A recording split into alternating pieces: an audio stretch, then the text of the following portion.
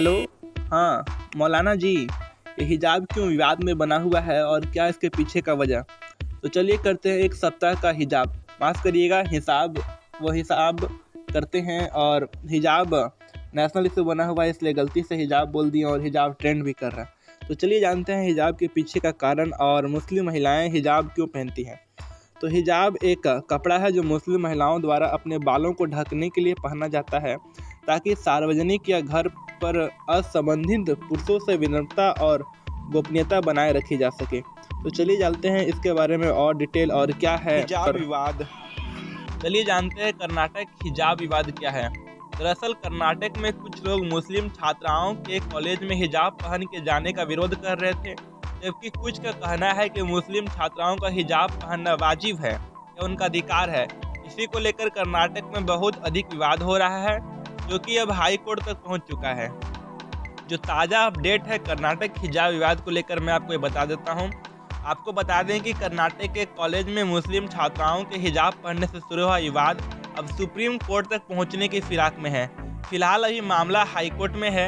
High court में कल यानी कि गुरुवार को इस मामले में अंतरिम फैसला सुनाया गया था, जिसमें 3 जजों के बेंच ने यह कहा कि जब तक इस पर संतुष्टि से पूर्ण नतीजा नहीं निकलता है, तब तक किसी भी स्कूल में कॉलेज में धार्मिक पहनावा नहीं पहना जाएगा। यानी कि जो गमछा पहन रहे थे कुछ छात्र मुस्लिम लोगों के विरोध में, और कुछ जो बुर्का पहन रहे थे, हिजाब पहन रहे थे, वो अभी बंद करना होगा स्कूल में। और यानी कि हाईकोर्ट ने फिलहाल ये इस पर रोक लगा दी है, और इस फैसले के खिलाफ जगह करता है वे लोग इस मामले को सुप्रीम कोर्ट में ले जाना चाहते हैं। और वे लोग इसमें कुछ विपक्ष के नेता भी अपनी रोटियां सेकना चाहते हैं, वे भी इस मामले को उठा रहे हैं। वे चाहते हैं कि इसको यूपी के मामले से, यूपी में जो चुनाव है उससे जोड़ दिया जाए, और इसमें उनके वोटों का फ़ायदा यह भी वो लोग चाहते हैं। इस पर सुप्रीम कोर्ट का यह कहना है कि सुप्रीम कोर्ट ने इसकी सुनवाई करने से पहले यह कह दिया है कि इस पर सुनवाई तब तक होगी जब इस मामले में उनके दखल देने का सही वक्त आएगा। इसका मतलब यह है कि अभी लोगों को हाई कोर्ट के फैसले को ही मानना होगा। तो चलिए मैं आपको बताता हूँ हिजाब का दरअसल मतलब क्या है। हिजाब का मतलब पर्दे से रिलेटेड है, पर्दे से जुड़ा हुआ है। जानकारों की माने तो कुरान में हिजाब कपड़े के तौर पर नहीं बल्कि पर्दे के तौर पर बताया गया है। औरत और मर्द दोनों को ढीले और शालीन कपड़े पहनने के लिए कहा गया है। अक्सर हिजाब और नकाब को एक ही समझा जाता है, पर नकाब चेहरों को ढकने का कपड़ा होता है। मैं आपको इसके बारे में डिटेल में बताता हूँ। तो चलिए जानते हैं हिजाब विवाद शुरू कैसा हुआ, यह स्टार्ट कैसे हुआ। हिजाब विवाद का जन्म कर्नाटक के उडुपी में हुआ था। इसकी शुरुआत पिछले साल से दिसंबर में हुई, यानी कि दिसंबर से ही मामला चल रहा है। उडुपी में एक महाविद्यालय है, इस घटना की शुरुआत वहीं से हुई। यहाँ छात्राएं ड्रेस कोड को फॉलो ना करके हिजाब में कॉलेज आई थी।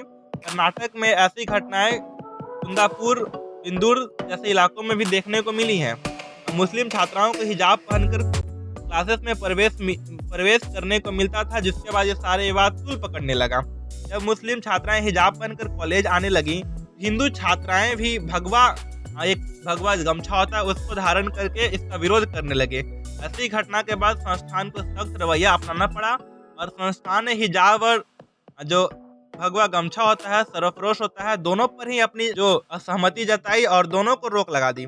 ऐसे ही मामला गंभीर हो गया और इस पर पुलिस की मदद ली गई और याचिकाकर्ताओं ने याचिका दायर कर दी। इस पर देखते हैं पॉलिटिकल इशू क्या है, इस पे हिजाब विवाद पर राजनीति की ओर कैसे रुख कर रहा है। इस पर कुछ पॉलिटिकल पार्टीज मतलब समर्थन कर रहे हैं हिजाब का, वहीं अब जान रहे हैं इसे यूपी चुनाव से भी जोड़कर देखा जा रहा है। हिजाब और नकाब को जोड़कर देख रहे हैं, दोनों अलग अलग है। मैं आपको बताता हूँ, थोड़ा डिटेल में बताता हूँ। विभिन्न प्रकार के जो इस्लामिक कपड़े हैं उनके बारे में आपको बताता हूँ।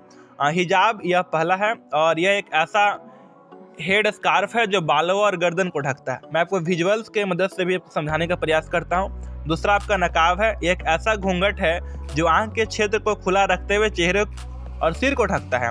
वहीं जो बुर्का है, यह एक महिला के पूरे शरीर को ढकता है, या तो एक पीस गारमेंट या फिर 2 पीस गारमेंट हो सकता है। वहीं चौथा नंबर आपका खिमार आता है, यह एक लंबा दुपट्टा होता है जो सिर और छाती को ढकता है, लेकिन चेहरा इसमें खुला रहता है। आपको मैं विजुअल्स दिखा रहा हूँ, इसको ध्यान से देखिए। वहीं पांचवा स्याला है, कपड़े का एक आयताकार टुकड़ा है जिसे सिर के चारों ओर लपटा जाता है और जगह पर पिन किया जाता है। ये कुछ फैक्ट्स से कपड़े के जुड़े हुए। आपको मैं ओपिनियन बताता हूँ अपना, क्या मेरा ओपिनियन है, क्या राय है इस विवाद पर। तो चलिए वो जानते हैं। जैसे कि आप जानते हैं इंडिया एक सेकुलर कंट्री है, इसमें सभी धर्मों की मान्यता दी गई है और सभी धर्म के लोग अपने अपने धर्म की पूजा कर सकते हैं, अपने अपने धर्म को अपना सकते हैं। They are having the right to practice their religion. इसमें मेरी राय यह है कि वे अपने धर्म को अपना सकते हैं, लेकिन एजुकेशनल सेंटर्स या फिर ऐसे जगह पे जहाँ पे इक्वलिटी के लिए होता है यूनिफॉर्म, वहाँ पे धर्म का प्रचार नहीं करना चाहिए। जैसे स्कूल यूनिफॉर्म है, सभी को समानता दिलाने के लिए स्कूल यूनिफॉर्म बनाया गया है, या फिर मुस्लिम है या फिर हिंदू है, उसे अपने भगवा गमछा या फिर हिजाब का प्रदर्शन नहीं करना चाहिए। यहाँ पे स्कूल यूनिफॉर्मिटी को दिखाता है, यहाँ पे सभी के लिए यूनिफॉर्म होना चाहिए। वो चाहे तो अपने घर में पहन सकते हैं या फिर कहीं पे खुले प्लेस में पहन सकते हैं, लेकिन ऐसा जगह पे जहाँ पे स्कूल है या फिर कोई और जगह है जहाँ पे सबको यूनिफॉर्मिटी इक्वलिटी दिखाता है, वहाँ पे ऐसे कपड़ों का प्रदर्शन करना बिल्कुल गलत है। इस पर यह है मेरी राय। आप इस मामले पर क्या सोचते हैं? क्या है आपकी राय? क्या आप मेरी राय से सहमत हैं? ज़रूर कमेंट करें और बताएं आपकी क्या है इस मामले पर राय। और हाँ, सिर्फ राय ही बताएं, रायता ना फैलाएं। तो करिए कमेंट।